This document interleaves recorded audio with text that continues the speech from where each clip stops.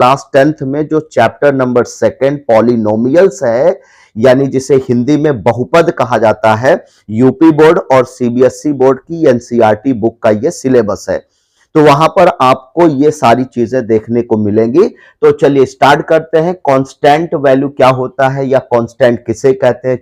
है कांस्टेंट का मतलब होता है अचर। कांस्टेंट को हिंदी में क्या बोलते हैं? अचर कहते हैं।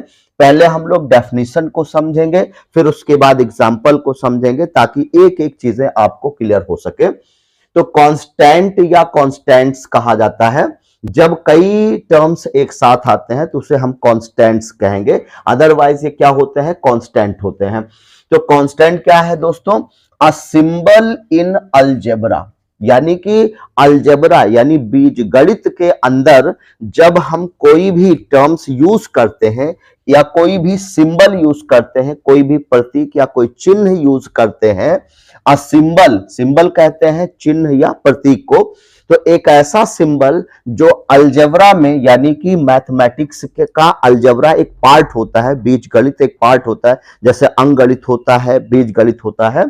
तो अलजेब्रा के अंदर हैविंग अ फिक्स्ड वैल्यू, कुछ ऐसे नंबर्स होते हैं जो अपने आप में फिक्स्ड होते हैं, कुछ ऐसी वैल्यू का यूज किया जाता है, कुछ ऐसे न्यूमेरिकल वैल्यूज होते हैं, अंक होते हैं जिनका यूज किया जाता है, जिनको आप चेंज नहीं कर सकते। क्यों नहीं कर सकते? क्योंकि वो एकदम बिल्कुल फिक्स्ड होते हैं। अगर उसके स्थान पर हम कोई दूसरा सिंबल यूज कर देंगे, दूसरा न्यूमेरिकल वैल्यू यूज कर देंगे, तो उसकी पूरे क्वेश्चन की जो वैल्यू होगी कहीं ना कहीं वो प्रभावित होगी, वो अपने आप ऑटोमेटिक चेंज हो जाएगी। तो चूंकि क्वेश्चन में कोई चेंज ना आए, इसलिए जो फिक्स्ड वैल्यू होती है उसी को क्या कहा जाता है? कांस्टेंट कहा जाता है। अब इसको ऐसे समझिए, एग्जांपल के लिए हम लोग जब कभी भी अलजेब्रा का कोई भी क्वेश्चन सॉल्व करते हैं तो वहां पर दो तरह की वैल्यू देखी जाती है। एक आप देखते होंगे अल्फाबेट के फॉर्म में लिखी होती है और एक न्यूमरल के फॉर्म में लिखी होती है, अंकों के फॉर्म में, जैसे 1 2 3 4 5 6 7, ये सभी क्या है? हमारे न्यूमेरिकल वैल्यूज होते हैं, यानी इनको हम कांस्टेंट कहते हैं। अलजेब्रा के अंदर इसको क्या कहा जाता है? कांस्टेंट कहा जाता है। क्योंकि क्या, देखिए डेफिनेशन आपकी क्या कहती है? एक ऐसा सिंबल जो अलजेब्रा में यूज होता है, एक ऐसा सिंबल जो बीजगणित में यूज होता है, जिसकी फिक्स्ड वैल्यू होती है, हैविंग अ फिक्स्ड वैल्यू, जिसकी वैल्यू क्या होती है? बिल्कुल फिक्स होती है। जैसे एग्जांपल के लिए 4 कहीं पर लिखा हुआ है तो 4 की वैल्यू बिल्कुल फिक्स्ड है, 3 लिखा हुआ है उसकी वैल्यू फिक्स्ड है, ठीक है, 0.35 लिखा है इसकी वैल्यू फिक्स्ड है, 5/7 लिखा है, -6/9 लिखा हुआ है, ये सभी क्या है? कांस्टेंट कहे जाते हैं। इनको कांस्टेंट वैल्यू कहा जाता है। इनका मान कभी आप चेंज नहीं कर सकते, यानी कि गणित के सवाल में जब कहीं भी इनका यूज कर दिया जाएगा तो उसको आप चेंज नहीं कर पाओगे, क्योंकि ये फिक्स्ड होते हैं। अगर आप इनको चेंज करोगे तो पूरा का पूरा जो वैल्यू होगा वो चेंज हो जाएगा।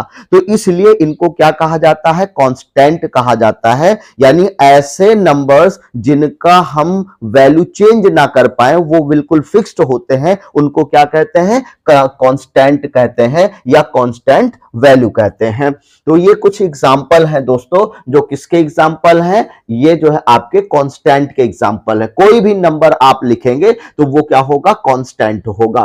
तो जैसे आर ऑल फिक्स्ड वैल्यूज, ये सभी वैल्यूज क्या होते हैं? फिक्स्ड होते हैं, इनको चेंज नहीं किया जा सकता है। अब बात करते हैं कि वेरिएबल्स क्या होते हैं, जिसे हिंदी में चर कहा जाता है। तो चर बदला जा सकता है लेकिन अचर को बदला नहीं जा सकता, क्योंकि हिंदी में अचर, आ का मतलब ही होता है, अगर हम देखें आ कहीं पर भी लिखा होता है आ और उसके साथ चर लिखा है, तो चर का मतलब होता है जो चलने योग्य हो, जो एक स्थान से दूसरे स्थान पर जा सके, जिसको ट्रांसफर किया जा सके, जिसको चेंज किया जा सके। लेकिन अगर उसके साथ आ लिख दिया गया, कांस्टेंट वैल्यू हो जाता है वो, यानी कि आ का मतलब होता नहीं। आ का क्या मतलब होता है? नहीं। अगर कहीं भी आ लिखा हुआ है तो ये एक नेगेटिव वर्ड होता है जो पूरे वैल्यू को क्या करता है? नेगेटिव बना देता है। तो चर का मतलब होता है चेंज होने वाला, और आ का मतलब होता है जो चेंज ना हो, इसलिए इसको अचर कहा जाता है। तो ये जो ऊपर वाली वैल्यू है, कांस्टेंट वैल्यू जिसको हम कहते हैं या कांस्टेंट कहते हैं, ये अचर होता है, इसको कभी चेंज नहीं किया जा सकता है। और वेरिएबल्स में बिल्कुल उसका ऑपोजिट होता है, उल्टा होता है, यानी उस वैल्यू को आप चेंज कर सकते हो। और ये क्या होते हैं? ये अल्फाबेट के कोई ना कोई लेटर्स होते हैं, ए बी सी डी, कोई भी हो सकता है, एक्स वाई जेड तक कोई भी लेटर जिसका आप इस्तेमाल करते हो तो वो चेंज किया जा सकता है, इसलिए इसको क्या कहते हैं? वेरिएबल्स कहा जाता है। अब जैसे कहीं पर अगर मान लीजिए कोई ऐसा नंबर लिखा हुआ है जैसे 4p लिखा हुआ है, अब 4p के स्थान पर अगर हम 4x लिख दें, अगर 4p के स्थान पर 4x लिख दें, तो देखिए ये जो आपका p था इसको मैंने चेंज कर दिया और इसके स्थान पर x लिख दिया, लेकिन 4p से 4x लिखने पर जो वैल्यू हमें मिलेगी, जो आंसर हमें मिलेगा, वो चेंज नहीं होगा, क्योंकि यहां पर हमने सिर्फ किसको चेंज किया है? p के स्थान पर x को कर दिया, p के स्थान पर x को कर दिया। लेकिन अगर हम इस 4 के स्थान पर 8 लिख दें या 4 के स्थान पर 7 लिख दें या कोई ऐसा दूसरा नंबर हम लिख दें, तो इस पूरी वैल्यू का मान चेंज हो जाएगा। तो इसलिए पूरा का पूरा आंसर प्रभावित होगा। तो ऐसी वैल्यू जिसको चेंज नहीं किया जा सकता उसको हम कांस्टेंट वैल्यू कहते हैं, और ऐसी वैल्यू जिसको हम मैथमेटिक्स में क्या करते हैं? चेंज कर सकते हैं, उसे क्या कहते हैं? वेरिएबल कहा जाता है, जो वेरी करता रहता है, जो अलग अलग फॉर्म में चेंज होता रहता है। तो इसीलिए इसका नाम वेरिएबल रखा गया। तो वेरी करने का मतलब होता है जो अलग अलग फॉर्म में लिखा जा सके, लेकिन उसके अलग अलग फॉर्म में लिखने से पूरी वैल्यू कभी प्रभावित नहीं होगी, आंसर कभी प्रभावित नहीं होगा। लेकिन कांस्टेंट को अगर आप चेंज कर देंगे तो पूरी वैल्यू आपकी प्रभावित हो जाएगी। आई होप कि समझ में आ गया होगा। चलिए इसको डेफिनेशन के फॉर्म में समझते हैं। देखिए एक ऐसा symbol a symbol which can be given और असाइन, एक ऐसा सिंबल जो हमें दिया गया होता है किसके अंदर? अलजेब्रा के अंदर, यानी मैथमेटिक्स में बीजगणित के अंदर, जो वेरीड नंबर ऑफ वैल्यूज को रखता है, इज कॉल्ड अ वेरिएबल, उसे हम क्या कहते हैं? वेरिएबल कहते हैं। यानी कि एक ऐसा सिंबल जो अलग अलग फॉर्म में यूज किया जा सकता है उसे हम क्या कहते हैं? वेरिएबल कहते हैं। उसकी वैल्यू को चेंज किया जा सकता है। अब इन शॉर्ट आप समझें कि कांस्टेंट क्या होता है? ये नंबर्स होते हैं 1 2 3 4, और जो वेरिएबल्स होते हैं ये क्या होते हैं? अल्फाबेट के फॉर्म में होते हैं, ए बी सी डी, कहां तक? जेड तक, इनमें से कोई भी लिया जा सकता है। और इस तरह का नंबर आप अक्सर जो है गणित के अंदर, मैथमेटिक्स के अंदर निश्चित रूप से देखते होंगे।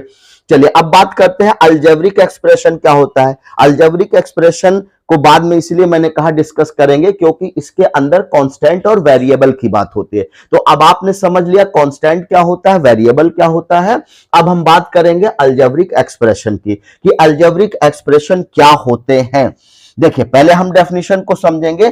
कह रहा है कि a combination of constant and variable, कह रहा है कि एक ऐसा कॉम्बिनेशन, कॉम्बिनेशन का मतलब जिसमें मिलाया गया हो, दो या दो से अधिक चीजों को जब एक साथ मिलाते हैं तो उसे हम क्या कहते हैं? कॉम्बिनेशन कहते हैं, मिक्सर कहा जाता है, मिश्रण कहा जाता है। तो क्या इसमें करना है, क्या समझना है कि अलजेब्रिक एक्सप्रेशन किसे कहते हैं? कि एक ऐसा कॉम्बिनेशन, एक ऐसा मिश्रण जिसमें कांस्टेंट भी होता है और वेरिएबल्स भी होता है, कांस्टेंट भी होता है और वेरिएबल्स भी होता है, यानी जिसमें 1 2 3 4 यानी इस तरह के नंबर भी होते हैं और साथ साथ क्या होते हैं? अल्फाबेट भी होते हैं। जैसे यहां पर मान लीजिए 4x लिखा हुआ है, तो 4 क्या है आपका? यह आपका कांस्टेंट वैल्यू है, और x क्या है? यहां पर ये वेरिएबल है। तो देखिए इसमें दोनों चीजें हैं, यानी वेरिएबल भी है और कांस्टेंट है। तो कह रहा है एक ऐसा कॉम्बिनेशन, एक ऐसा मिश्रण जिसमें क्या होता है? कांस्टेंट भी होगा और वेरिएबल, और ये दोनों कनेक्टेड होते हैं। ये दोनों क्या होंगे? कनेक्टेड होंगे, एक दूसरे से जुड़े होंगे। किससे? और ये जुड़ते किससे हैं? By the basic mathematical operator. Basic mathematical operator से ये जुड़े होते हैं। अब ये मैथमेटिकल ऑपरेटर किसे कहा जाता है? देखिए, जैसे हम प्लस का सिंबल यूज करते हैं, माइनस का सिंबल यूज करते हैं, मल्टीप्लाई का सिंबल यूज करते हैं, डिवीजन का सिंबल यूज करते हैं, तो इन्हीं को क्या कहा जाता है? Mathematical operator. क्योंकि इन्हीं से हम किसी भी काम को करते हैं, हमें यह पता चलता है कि हमें यहां पर कौन सा फंक्शन करना है, यहां पर एडिशन करना है, जोड़ना है, या फिर हमें सब्ट्रैक्शन करना है, घटाना है, या फिर यहां पर मल्टीप्लाई करना, गुणा करना है, या डिवाइड करना है, भाग करना है। यह हमें कैसे पता चलता है? इन्हीं मैथमेटिकल ऑपरेटर के द्वारा। इनको ऑपरेटर कहा जाता है, मैथमेटिकल ऑपरेटर कहा जाता है। इनका काम यह होता है कि इसी से हमें जानकारी मिलती रहती है कि हमें करना क्या है। ठीक है, तो अलजेब्रिक एक्सप्रेशन एक ऐसा एक्सप्रेशन होता है जिसमें कांस्टेंट भी होते हैं और वेरिएबल भी होते हैं, लेकिन ये जुड़े रहते हैं, कनेक्ट होते हैं। किससे कनेक्ट होते हैं? मैथमेटिकल ऑपरेटर के द्वारा, यानी प्लस लगाकर, माइनस लगाकर, या फिर कहीं पर मल्टीप्लाई लगाकर, कहीं डिवाइड का साइन लगा करके इनको लिखा जाता है। जैसे मान लीजिए लिखा हुआ है 4x square plus 3x plus 1। तो अब आप ये देखिए, ये जो एक्सप्रेशन लिखा हुआ है, इस एक्सप्रेशन में आप देख सकते हैं यहां पर क्या है? ये 4 लिखा हुआ है। ये 4 क्या है? ये कांस्टेंट हो गया। अब x क्या है? ये हमारा वेरिएबल हो गया। अब उसके साथ साथ यहां पर आप देखिए 3x लिखा हुआ है, तो 3 क्या है? ये हमारा कांस्टेंट हो गया, और x क्या है? ये हमारा वेरिएबल हो गया। और ये सभी किससे लिखे हैं? ये देखिए यहां पर प्लस लगा करके लिखा है, तो कहीं पर प्लस लगा के, कहीं पर माइनस लगा करके, इस तरह से बहुत सारे क्वेश्चंस आप देखते होंगे लिखे रहते हैं। तो इस तरह का जब कोई भी अलजेब्रिक एक्सप्रेशन लिखा हो जिसमें प्लस, माइनस, मल्टीप्लाई, डिवाइड, ये सारे सिंबल्स कहीं ना कहीं आपको देखने को मिले, लेकिन उसके साथ साथ कांस्टेंट और वेरिएबल ये दोनों साथ में हो, तो उन्हीं को कहा जाता है अलजेब्रिक एक्सप्रेशन। ठीक है, तो इस तरह का कोई भी एक्सप्रेशन, आपको कोई भी चीज दिखे तो आप उसको क्या बोलेंगे? अलजेब्रिक एक्सप्रेशन कहेंगे, क्योंकि इसमें दोनों चीजें होती हैं, कांस्टेंट वैल्यू भी और वेरिएबल भी, और साथ साथ ये कनेक्ट किए जाते हैं, जोड़े गए होते हैं। किससे? मैथमेटिकल ऑपरेटर के द्वारा। और ये सभी हमारे क्या है? यही है मैथमेटिकल ऑपरेटर। आई होप कि समझ में आ गया होगा कि कांस्टेंट क्या होता है, वेरिएबल्स क्या होता है, अलजेब्रिक एक्सप्रेशन क्या होता है। ओके, तो चलिए साथियों, अब हम लोग डिस्कस करेंगे कि टर्म्स क्या होता है। पॉलिनोमियल्स के अंदर, बहुपद के अंदर टर्म्स किसे कहते हैं? इसके पहले हमने 2-3 चीजें डिस्कस कर ली। कांस्टेंट क्या होता है, कांस्टेंट के बाद वेरिएबल्स क्या होते हैं, उसके बाद अलजेब्रिक एक्सप्रेशन क्या होता है। अगली चीज हम लोग क्या डिस्कस करेंगे? टर्म्स क्या होता है इस पॉलिनोमियल में। देखिए, पॉलिनोमियल्स में टर्म्स किसे कहते हैं, इसको समझिएगा। The various parts of N algebraic expression. अभी हम लोगों ने पढ़ा अलजेब्रिक एक्सप्रेशन किसे कहा जाता है। अभी हम लोगों ने डिस्कस किया कि अलजेब्रिक एक्सप्रेशन क्या होता है, जिसमें कांस्टेंट वैल्यू और वेरिएबल्स ये दोनों हमारे होते हैं, लेकिन ये कनेक्टर से जुड़े होते हैं, मैथमेटिकल कनेक्टर से जुड़े होते हैं, प्लस माइनस इस तरह से जुड़े होते हैं। तो क्या कह रहा है, उसी चीज को आपको समझना है कि various parts of N algebraic expression. मान लीजिए कोई एक्सप्रेशन लिखा हुआ है, कोई समीकरण लिखा हुआ है। अब उस समीकरण के अंदर आप अगर देखें कि वो सभी कनेक्टेड हो, क्या हो? कनेक्टेड हो। किससे कनेक्टेड होंगे? प्लस या माइनस साइन के द्वारा, यानी प्लस और माइनस का चिन्ह लगा करके अगर उन सबको कनेक्ट किया गया होगा तो ये क्या कहलाएंगे? Are called terms. इन्हीं को क्या कहा जाता है? टर्म्स कहा जाता है। किसका टर्म होगा? उस दिए गए, ऑफ द एक्सप्रेशन, यानी जो एक्सप्रेशन, जो समीकरण आपको दिया गया है उसका वो क्या कहलाएगा? टर्म्स कहलाएगा। चलिए एग्जांपल से समझते हैं। जैसे लिखा हुआ है 2x plus 4y square minus 3z। अब आप ये देखिए क्या है, ये एक आपका एक्सप्रेशन है, ये इसको हम अलजेब्रिक एक्सप्रेशन कहेंगे, यानी कि एक इक्वेशन दिया गया है, एक समीकरण दिया गया है। अब इस अलजेब्रिक एक्सप्रेशन में आप देखिए ये वाला एक टर्म हो गया, ये दूसरा टर्म हो गया, ये तीसरा टर्म हो गया। अब ये सभी टर्म्स किससे जुड़े हुए हैं, यानी प्लस और माइनस के साइन के द्वारा। यही तो कहा जा रहा है कि various parts of algebraic expression, यानी कि कोई एक्सप्रेशन आपको दिया गया है। अगर कोई एक्सप्रेशन आपको दिया गया जैसे 2x plus 4y² minus 3z, अब इस एक्सप्रेशन में ये सभी जुड़े होते हैं, कनेक्ट होते हैं किससे, प्लस का साइन होगा या माइनस का साइन होगा, यानी कि प्लस का चिन्ह या माइनस का चिन्ह लगा करके उन सबको एक साथ क्या किया जाता है, कनेक्ट करके लिखा जाता है। तो हम इसे क्या कहते हैं, ये हो गया आपका अलजेब्रिक एक्सप्रेशन। और इसमें जितने पार्ट्स प्लस और माइनस से लिखे जाते हैं वह सभी आपके टर्म्स होंगे। अगर आपसे पूछा जाए इसमें कितने टर्म्स हैं, कितने पद हैं, टर्म्स का मतलब पद होता है, क्योंकि दोनों हिंदी मीडियम के बच्चे और इंग्लिश मीडियम के बच्चे, ठीक है, चाहे वो यूपी बोर्ड के हो चाहे वो सीबीएसई बोर्ड के बच्चे हो, उन सब के लिए होगा। तो इस ये जो टर्म्स लिखा हुआ है, टर्म्स को हिंदी में पद कहा जाता है। तो इसमें अगर पूछा जाए कितने पद हैं, कितने टर्म्स हैं, तो देखिए प्लस के इधर वाला आपका एक टर्म्स हो जाएगा, ये वाला आपका दूसरा टर्म होगा, फिर माइनस के बाद इधर वाला ये आपका तीसरा टर्म हो जाएगा। तो जितने भी एक्सप्रेशन लिखे जाते हैं उसमें जो टर्म्स होते हैं वो प्लस और माइनस लगा करके ही लिखे जाते हैं। तो ये आपका एक पद हो गया, ये आपका दूसरा पद हो गया, ये आपका तीसरा पद हो गया। तो कुल टोटल कितने पद, कितने टर्म्स हो गए, इसमें 3 टर्म्स है। कितने हैं भाई, इसमें 3 टर्म्स दिए गए हैं। इस तरह के क्वेश्चन भी एग्जामिनेशन में पूछा जाता है, जैसे 8th में या 9th में इस तरह का क्वेश्चन आप निश्चित रूप से देखेंगे कि आपको एक इक्वेशन दे दिया जाएगा, एक अलजेब्रिक एक्सप्रेशन दिया जाएगा और उसमें पूछा जाता है बताइए कि ये जो दिए गए हैं इसमें कितने टर्म्स हैं, कितने पद हैं। तो पद की जानकारी आपको होना चाहिए, क्योंकि आगे चल करके इनके आधार पर, यानी कि टर्म्स के आधार पर ही इनको अलग अलग डिवाइड किया गया। कोई मोनोमियल होता है, कोई बाइनोमियल होता है, कोई ट्राइनोमियल होता है, कोई मल्टीनोमियल होता है। इस तरह से आप देखेंगे, यानी जिसे हिंदी में एक पदीय, द्विपदीय, तीन पदीय और फिर बहुपद के नाम से इनको जानते हैं। तो ये सारी चीजें आपको वहां पर जानना जरूरी है। तो उसके पहले ही, यानी बेसिक्स अगर आपका क्लियर रहेगा, तो जब आप चैप्टर 2 सेकंड का, ये सेकंड वाला आप स्टार्ट करेंगे क्लास 10th का, तो वहां पर आपको कोई दिक्कत नहीं होगी।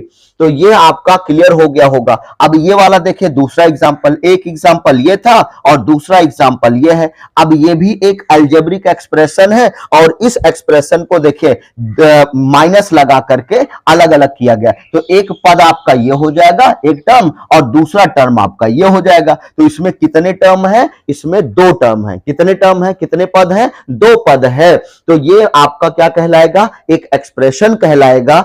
और कैसा एक्सप्रेशन होता है, अलजेब्रिक एक्सप्रेशन। तो जब कभी भी कोई भी एक्सप्रेशन आपको दिया हो, समीकरण आपको दिया हो और उसमें प्लस माइनस का साइन आप देखिए, तो प्लस या माइनस से पहले जो होगा वो एक पद होगा, एक टर्म होगा, उसके बाद दूसरा टर्म होगा, उसके बाद तीसरा। तो ये एक टर्म हो गया, ये दूसरा टर्म हो गया और ये तीसरा। तो इसमें अगर पूछा जाए कितने टर्म है, तो आप बता सकते हैं इसमें कितने टर्म है, 3 टर्म्स हैं। कितने टर्म्स हैं भाई, 3 टर्म्स हैं। अगर आपसे पूछा जाए इसमें कितने टर्म्स हैं, तो एक टर्म आपका ये हो गया, दूसरा टर्म ये हो गया। तो इसमें कितने टर्म्स हैं भाई, 2 टर्म्स हैं। कितने टर्म्स हैं, इसमें 2 टर्म्स हैं। तो आपको अगर कहीं भी कोई प्रॉब्लम हो रही है तो प्लीज कमेंट करते रहिएगा। चलिए अगला टर्म हम लोग डिस्कस करेंगे कि पॉलिनोमियल के अंदर कॉफिशिएंट क्या होते हैं। कॉफिशिएंट जिसे गुणांक कहा जाता है हिंदी में। अब देखिए कॉफिशिएंट क्या होते हैं, पहले हम इसको डिफाइन करेंगे, उसके बाद एग्जांपल के माध्यम से समझेंगे कि ये एक्चुअल में कॉफिशिएंट होते क्या है। इस पर भी क्वेश्चन पूछा जाता है। देखिए, the numerical part is called the numerical coefficient and literal part और the variable part is called the literal coefficient. जैसे एग्जांपल लिखा हुआ है 24xy। अब यहां पर 2 चीजें आपको समझनी है कि ये जो कॉफिशिएंट होता है ना, ये 2 टाइप का होता है। जब कभी भी लिखा जाता है तो ये अकेले नहीं लिखा जाता है, ये हमेशा 2 पार्ट्स में लिखा जाता है। एक पार्ट आपका होता है न्यूमेरिकल कॉफिशिएंट और दूसरा पार्ट आपका होता है लिटरल कॉफिशिएंट। अब ये न्यूमेरिकल कॉफिशिएंट क्या होता है, लिटरल क्या होता है, चलिए इसको एग्जांपल से आराम से समझ लेंगे। जैसे अगर लिखा हुआ है 24xy, तो इसमें जो ये वाली वैल्यू होती है, जो न्यूमेरिकल फॉर्म में लिखा जाता है, जो नंबर के फॉर्म में लिखा जाता है, जो अंकों में लिखा होता है, जैसे 1 2 3 4 5 6 7, इस तरह से अगर कुछ भी आपको दिखे लिखा हुआ, तो ये जो न्यूमेरिकल वैल्यू होती है, ये क्या कहलाता है, ये कहलाता है न्यूमेरिकल कॉफिशिएंट। इसको हम क्या कहते हैं, न्यूमेरिकल कॉफिशिएंट है। ये भी कॉफिशिएंट और ये भी कॉफिशिएंट है, लेकिन ये वाला आपका न्यूमेरिकल कॉफिशिएंट है, और ये जो बचा हुआ पार्ट है, यानी जिसको अल्फाबेट के फॉर्म में लिखा जाता है, इसको हम क्या कहते हैं, लिटरल कॉफिशिएंट कहते हैं। तो अगर आपसे पूछा जाए कि न्यूमेरिकल कॉफिशिएंट इसमें कितना है, तो आपका आंसर क्या होगा, 24। कितना होगा, 24। इसी तरह से जैसे मान लीजिए अगर सिर्फ लिखा हुआ है पी लिखा हुआ है, या इस तरह से लिखा हुआ है px लिखा हुआ है, या अगर इसके साथ कोई नंबर नहीं दिया गया है, तो इसके पहले हमेशा 1 होगा। इसके पहले क्या होगा, हमेशा 1 होगा, यानी जो न्यूमेरिकल कॉफिशिएंट होगा वो कितना होगा, 1 होगा। तो जब कभी भी इस कॉफिशिएंट के साथ, यानी जिसको लिटरल कॉफिशिएंट कहा जाता है, अगर कोई डिजिट आपको ना दिखे, तो यहां पर कितना माना जाता है, 1 माना जाता है। कितना मानेंगे, 1 मानेंगे। इस चीज का ध्यान रखिएगा, वहां पर जो आपका कॉफिशिएंट बनेगा वो कितना होगा, वो 1 होगा। और ये वाला भी आपका कॉफिशिएंट होता है इसके, लेकिन इसको क्या कहते हैं, इसको लिटरल कॉफिशिएंट कहा जाता है। इस तरह से जो भी A B C D E F G H के फॉर्म में लिखा हो, यानी कि अल्फाबेट के फॉर्म में लिखा हो जेड तक, उसको हम क्या कहेंगे, लिटरल कॉफिशिएंट। और इस तरह से जो भी लिखा होगा गिनती के रूप में, यानी कि डिजिट के अंक के रूप में, तो उसे हम क्या कहेंगे, न्यूमेरिकल कॉफिशिएंट। आई होप कि ये सारे टर्म्स आपके क्लियर हो गए होंगे।